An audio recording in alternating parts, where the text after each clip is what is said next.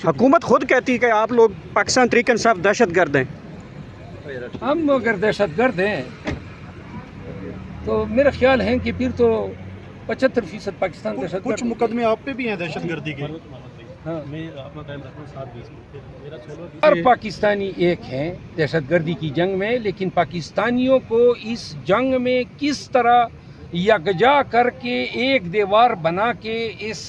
जंग में दहशतगर्द को शिकस्त दी जा सकती है, इसके लिए स्ट्रेटजी बनाई और एक ऐसी पॉलिसी बनानी है जिस पे पाकिस्तानियों का एतकाद हो कि ये पॉलिसी किसी शख्स के या अशखास के लिए नहीं है, ये पॉलिसी चंद माह के लिए नहीं है, ये पॉलिसी जो है आज अगर दुश्मनी पर मबनी है तो कल दोस्ती पर नहीं होगी। अगर आज तालिब के साथ लड़ना है तो फिर या BLA के साथ लड़ना है तो 2 माह बाद उनको बसाना नहीं है। एक ही पॉलिसी हो और इस पॉलिसी को बनाती हुई बेगुनाहों का खास कर ख्याल आज जो मुत्तफिका करारदाद मंजूर हुई है इस ईमान में, उस पर क्या कहते हैं? मैं इसको सराहता हूँ। कम से कम दहशतगर्दी की इस जंग में जो है अपोजिशन और हुकूमती बेंचों को एक साथ होना चाहिए और ये पाकिस्तान की जंग है और ये जंग सिर्फ फौज ने नहीं लड़नी है, ये हर पाकिस्तानी ने लड़नी है, तभी कहीं जाके इस अफरीत इस बला से हम छुटकारा पाएंगे। शुक्रिया। कंसेंसस देखा आज इस करारदाद में जो हर पाकिस्तानी एक हैं दहशतगर्दी की जंग में, लेकिन पाकिस्तानियों को इस जंग में किस तरह यकजा करके एक दीवार बना के इस जंग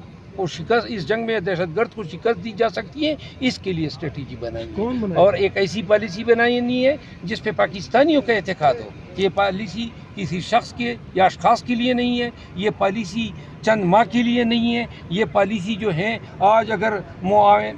दुश्मनी पर मबनी है तो कल दोस्ती पर नहीं होगी। अगर आज तालिब के साथ लड़ना है तो फिर या BLA के साथ लड़ना है तो 2 माह बाद उनको बसाना नहीं है। एक ही पॉलिसी हो और इस पॉलिसी को बनाती हुई बेगुनाहों का खास कर ख्याल रखें। लेकिन हुकूमत तो कहती है पीछे कौन है कि अफगानिस्तान या इधर दूसरा पार हमसाया?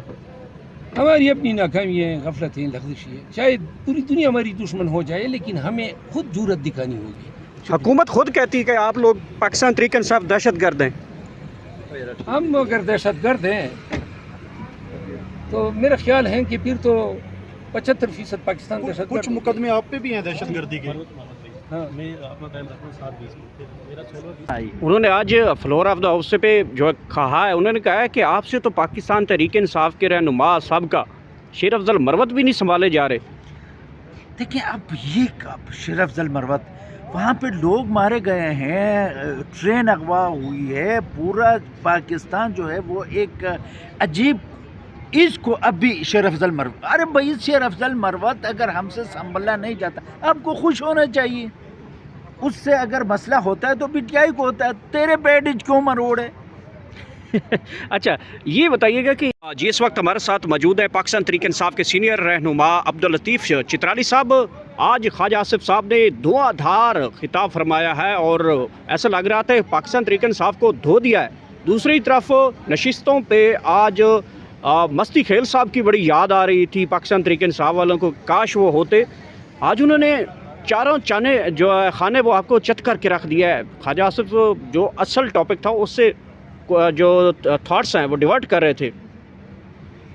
जी सबसे बड़ा हमारा अलमिया ये है कि आज जिस सानहे पे बात होने जा रही थी और जिस पे सबसे ज़्यादा इम्पोर्टेंट जो स्टेटमेंट आना था वो ख्वाजा आसिफ का आना था, बीइंग डिफेंस मिनिस्टर। लेकिन आप अंदाज़ा करें कि आज भी वो इस पोजीशन में नहीं था कि वो कोई पॉलिसी स्टेटमेंट देता कि भाई ये वाक़या कैसे हुआ, क्यों हुआ और मुस्तक़बिल में ये वाक़यात ना होने के हमारे पास क्या क्या वो चीज़ें हैं जो हम करें तो ऐसा नहीं। यानी गैर संजीदगी का एक आप कहें कि एक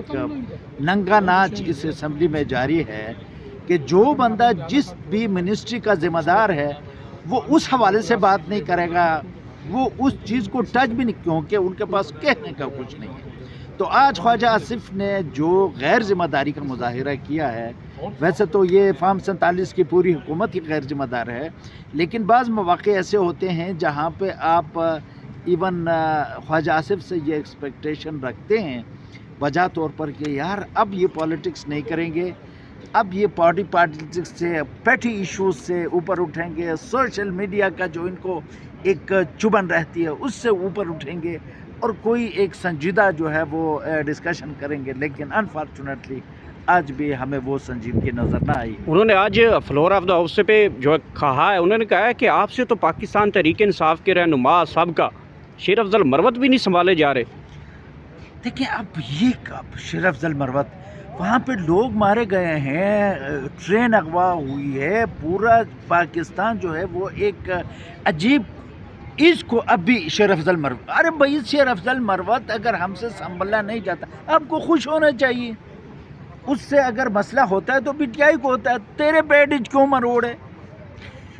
اچھا یہ بتائیے گا کہ مجھے تھوڑا سا یہ طریقہ کار بتائیں، جب بندہ جو یرغمالی تھے وہ کیسے بازیاب ہو گئے، ان کو کوئی چوٹ نہیں آئی، تو جنہوں نے یرغمال بنایا تھا دہشت گرد وہ سارے مارے گئے ہیں، نہ کوئی فوٹیج دکھا رہے ہیں، نہ سیٹلائٹ کی فوٹیجز آ رہی ہیں۔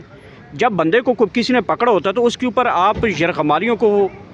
جو دہشت گرد ان کو فیر ماریں گے تو یرغمالیوں کو آٹومیٹک نقصان پہنچے گا، یہ کیسے لوگ بازیاب کروا لیتے ہیں؟ بجا فرمایا، دیکھیں یہی چیز ہوتی ہے نا، یہ جو آپ نے جو ویلڈ کویسچن اٹھایا ہے، اب defence minister is suppose to answer these questions.